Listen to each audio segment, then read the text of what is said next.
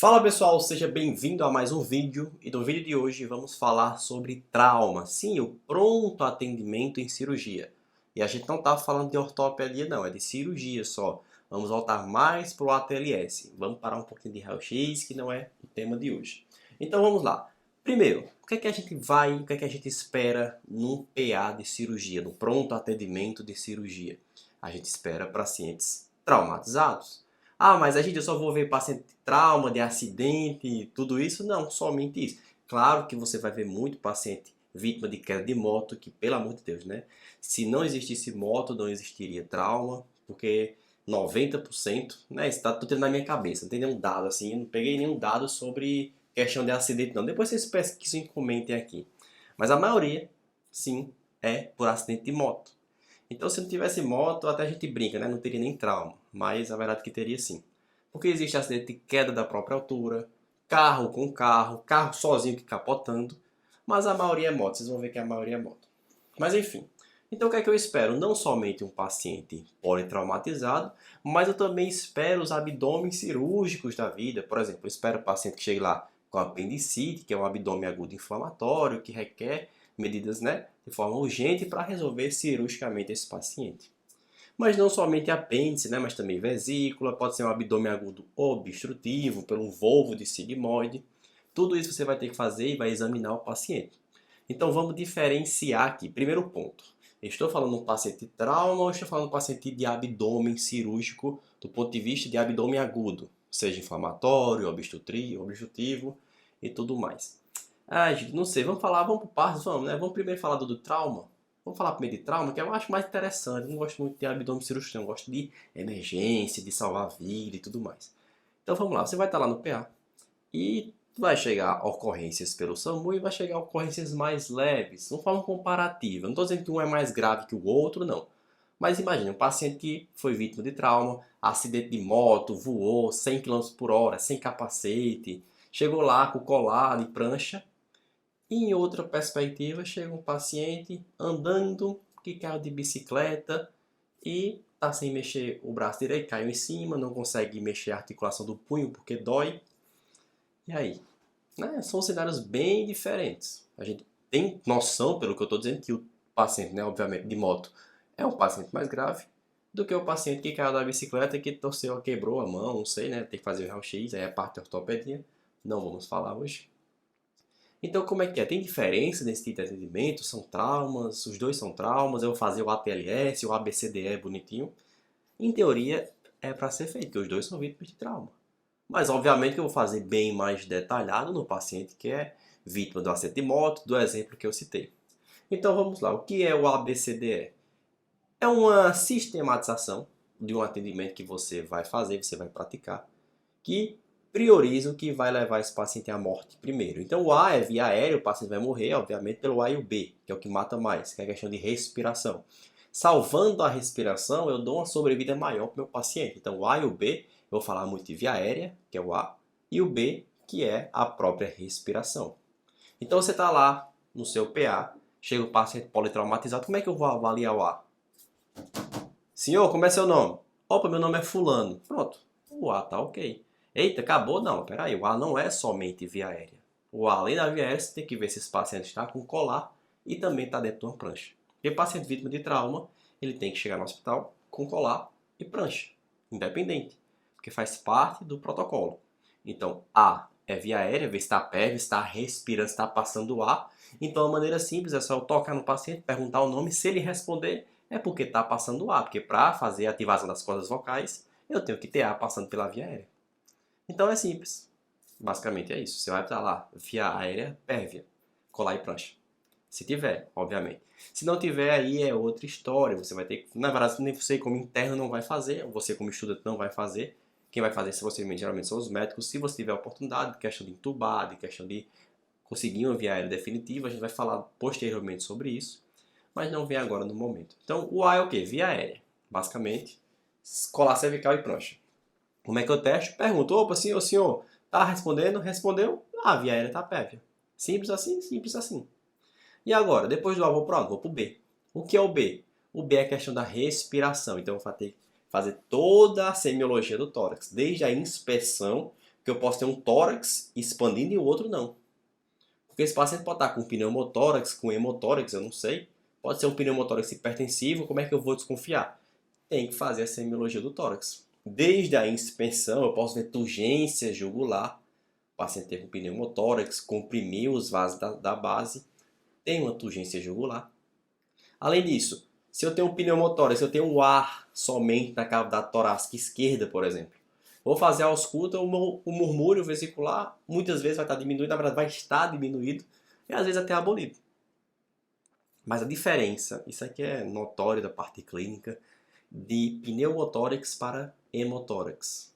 Do ponto de vista assim, prático, clínico, em relação à semiologia. Quando eu vou fazer a percussão do tórax do paciente, quando eu tenho ar, eu vou ter um tórax hipertimpânico. Então, no pneumotórax, o tórax está com hipertimpanismo, a percussão.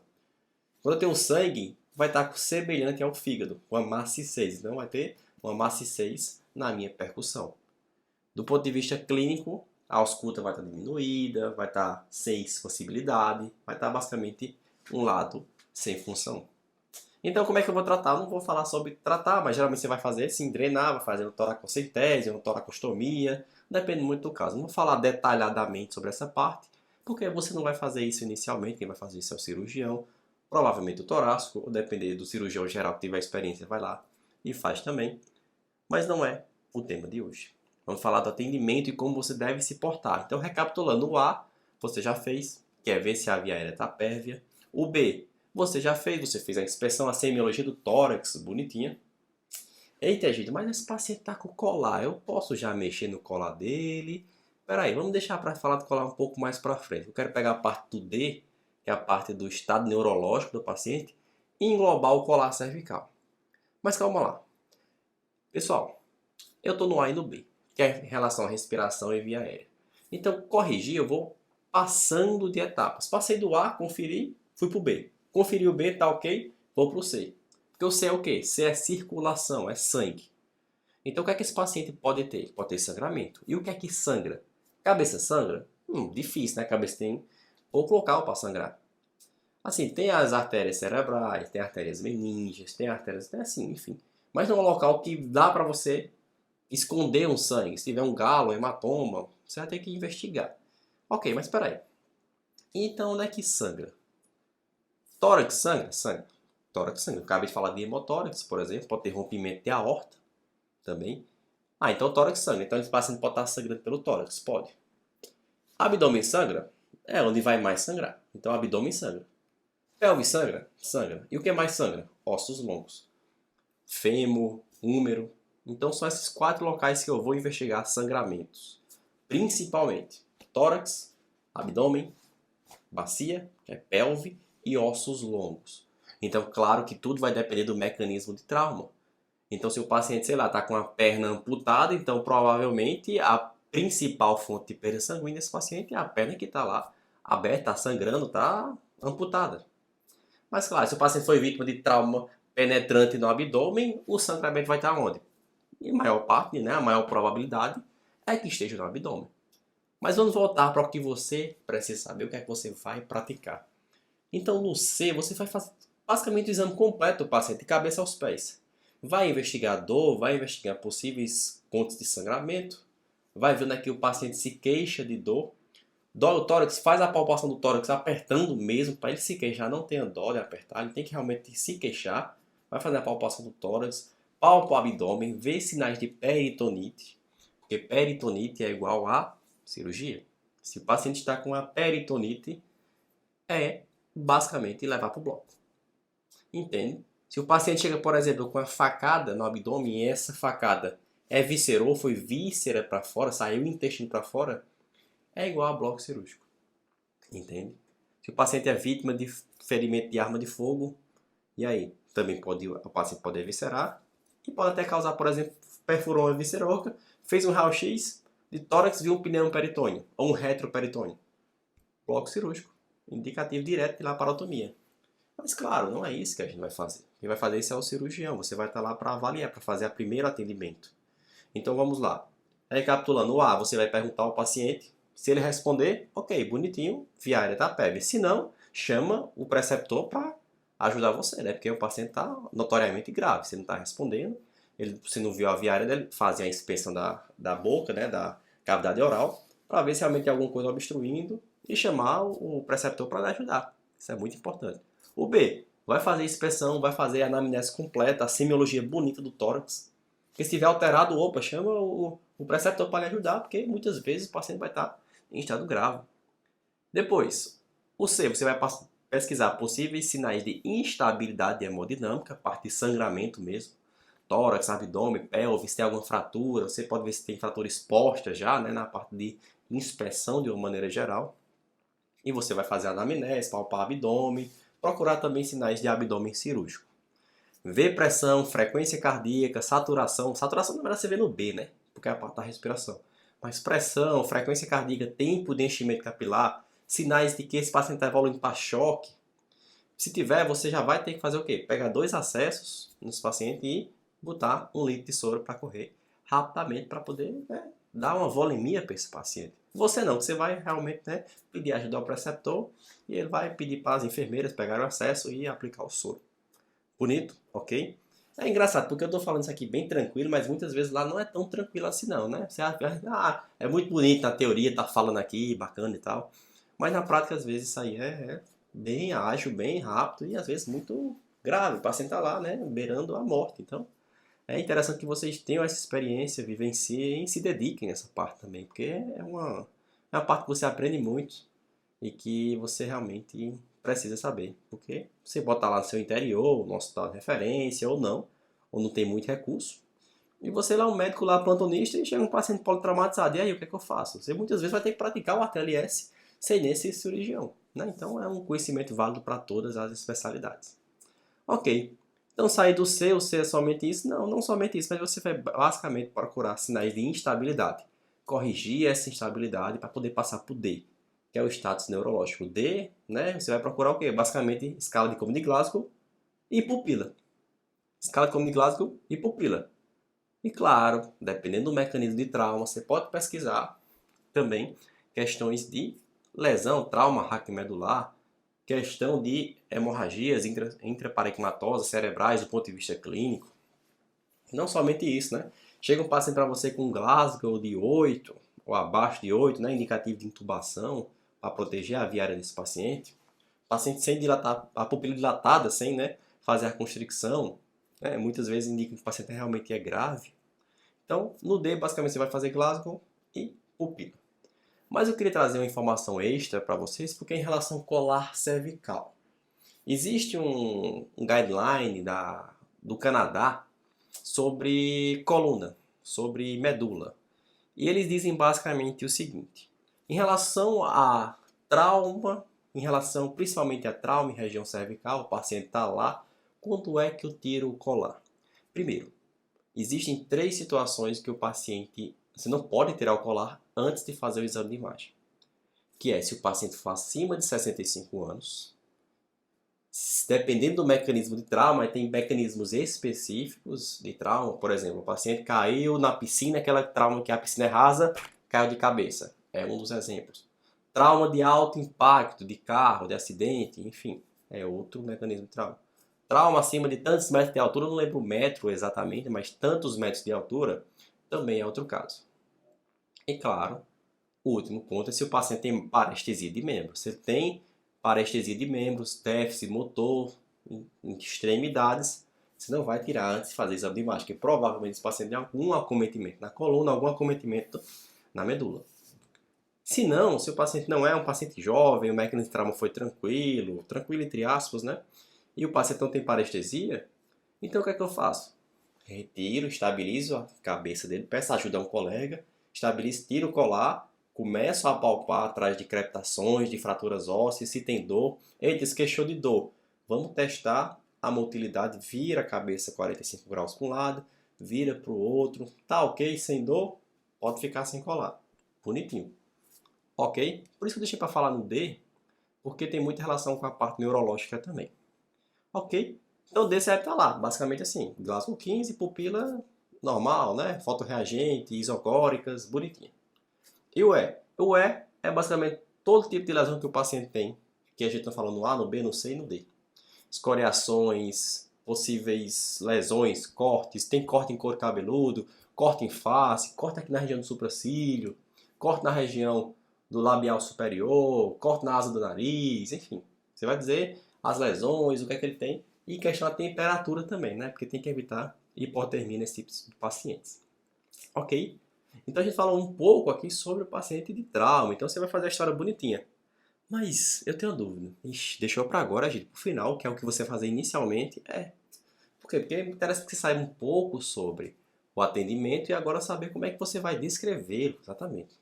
Então, quando você for descrever, você vai fazer como se fosse uma historinha corrida. E depois você pode fazer separadamente o ABCDE, ou então pode colocar junto na historinha corrida. Como é que você vai fazer? Você vai primeiro colocar um mecanismo de trauma, paciente vítima de trauma há tantas horas. Esse delta T é importante, porque tem algumas situações que esse delta T vai fazer diferença para a gente. Por exemplo, tem medicações como o Transamin que você tem que ter um delta T de 3 horas para poder fazer a primeira aplicação. Porque tem estudos que comprovam que é efetivo dentro desse delta T. Então, paciente vítima de acidente, tal, quanto tempo? É interessante porque geralmente, paciente vítimas de trauma, é bom você questionar se ele está ou não alcoolizado, se fez uso de alguma droga ilícita, porque isso aí também dá um viés nas informações que ele vai falar. Se o paciente estiver alcoolizado, obviamente que as informações nem são, tá, bem verídicas. Então é interessante também saber essa parte. Eu gosto sempre de botar assim no início. Mas enfim, é a opinião pessoal. Depois você vai sim buscar sinais de gravidade e botar o relato das queixas do paciente. Por exemplo, uma coisa que é muito importante é sempre se perguntar se ele teve trauma de cabeça, se ele bateu a cabeça, se ele vomitou ou se ele desmaiou no local. Porque se ele vomitou mais de 3 episódios de vômito, ou por exemplo, se ele vomitou e desmaiou e bateu com a cabeça, por exemplo, você vai ter que solicitar uma tomografia de crânio, que pode ter algum acometimento neurológico aqui na região da cachola que tem aumentado a pressão intracraniana e fez que o paciente desmaiasse ou vomitasse, atingisse o centro do vômito pela pressão intracraniana aumentada, e o paciente vomitou, perdeu a consciência, então TC e pede o parecer da neuro. Bota lá, neuro. O paciente teve, né, lesões de face, parecer da boca, maxilo, porque é ela que resolve essa parte. Se o paciente, obviamente, ter fraturas de membros, ortopedia, então você vai pedir o raio-x e encaminhar para a ortopedia, para ele dar o suporte na sua especialidade. Então vamos lá, recapitulando. Paciente, vítima de trauma, tantos tempos. Aí o paciente está alcoolizado não, enfim. Aí começa a relatar as queixas. O paciente refere dor e tal. Bonitinho. Aí você vê, vou fazer o ABCD agora. Você faz o ABCD e percebe, isso é de forma conjunta. Você vai estar escrevendo quando tiver, né, ter colhido a história. Mas você vai fazer todo o ABCDE de forma dinâmica, um em cima do outro, rapidamente. Em questão de 1 minuto você faz. Vê tudo basicamente. A questão de você resolver cada problema do A, do B, do C, não estou falando de tempo não. Se o paciente tiver tudo ok, em 1 minuto você faz tudo bonitinho. Ótimo, então você vai ter que escrever tudo. Aí está o detalhe. Existem exames que você solicita basicamente para todos os pacientes de trauma, que são 3 radiografias e um ultrassom. Para quê? Para ver onde realmente esse paciente pode ter sangue. Que são os principais acometimentos de trauma: raio-x cervical, raio-x de tórax, FAST, ultrassom FAST, porque o ultrassom FAST é só basicamente para ver se tem líquido ou não dentro da cavidade, e raio-x de bacia. São 3 raio-x e um ultrassom: raio-x cervical, tórax e bacia e o FAST de abdômen. Solicita para todo mundo? Pelo protocolo, sim. Na prática, às vezes nem sempre, você vai guiar um pouco para cada paciente, mas é protocolo você solicitar todos. Mas quem solicita é o médico plantonista, é o cirurgião, é o residente que vai estar lá.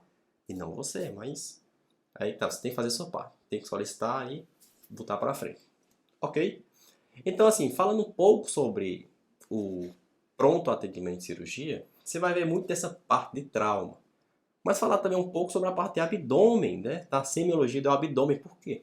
Porque vai chegar também muitos pacientes com queixa de abdômen cirúrgico, abdômenes, né, agudos, que vão precisar de uma medida cirúrgica para curar esse paciente.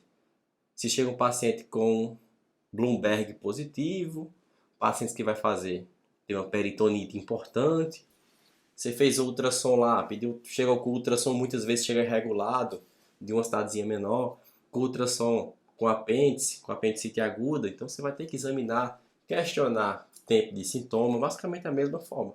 Paciente chega regulado de tal local, com dor abdominal há tantos dias, associada a náuseas, vômitos, febre, não sei, né? Você vai ter que questionar. Ao exame do abdômen, tal.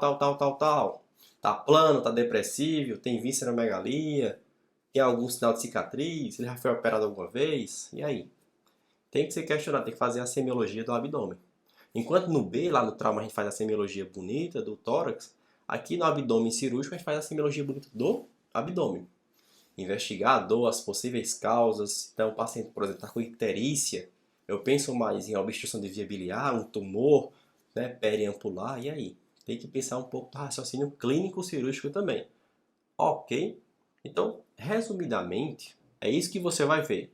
Claro, deixo claro aqui. Inclusive, se você gostou, clica no curtir. Se assistiu até aqui, eu quero que você comente aqui trauma cirúrgico. Comenta aqui embaixo, trauma cirúrgico, para eu saber que você está assistindo até aqui. Se assistiu, comenta, curte, se inscreve. E novamente, repito, isso aqui é de forma resumida o que é que você vai vivenciar, o que é que você vai ter como experiência. Para você vivenciar e ter a experiência realmente, você tem que ir fazer. Não adianta você assistir esse vídeo aqui e dizer, entendi muita coisa, basta, bacana. Mas você tem que fazer, tem que praticar e com a prática você vai ganhando naturalidade no processo. Eu não estou dizendo que você vai ficar o cirurgião, não, mas você vai ganhar dominância em determinados aspectos do ponto de vista de trauma, ok? Então a gente está aqui sempre para aprender, espero que vocês tenham gostado e te espero no próximo vídeo. Até mais!